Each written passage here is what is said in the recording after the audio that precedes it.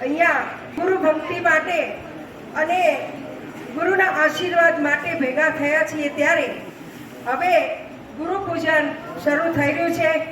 આજના દિવસે ખાસ કરીને આપણા માટે બહુ મહાન અને મોટો દિવસ છે। આખા વર્ષની અંદર એક ગુરુ પૂર્ણિમા એક એવો દિવસ છે કે આપણા જીવનની અંદર જે પણ અજ્ઞાનતા હોય એમાં જ્ઞાન ભરી દે એને ગુરુ કહેવાય અને એ અજવાળા પાથરી દે એને ગુરુ કહેવાય।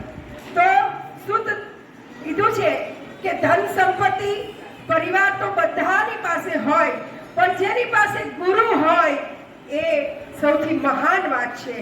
જગતની અંદર નુગરા ન રહેવું, ભજનમાં કહે છે કે નુગરા ન રહેવું। શું કામ? કે નુગરા રહેવાથી ક્યારેય પ્રકાશ નહીં પડે, ક્યારેય જ્ઞાન ઉત્પત્તિ નહીં થાય અને ક્યારેય જીવનની અંદર આ મનુષ્ય જીવન સાર્થક કરવાનો જે આપણો લક્ષ્ય છે એ પૂરો નહીં થાય। એટલે ગુરુની મહત્તા આપણે તો શું કરી શકીએ, આપણી કોઈ તાકાત નથી।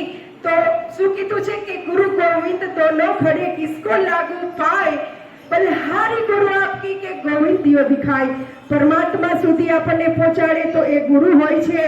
અને શાસ્ત્રમાં પણ લખ્યું છે કે 3 વ્યક્તિ અને 3 સંબંધો જીવનના ખૂબ મોટા હોય છે। એક માતા પિતા અને એક ગુરુ।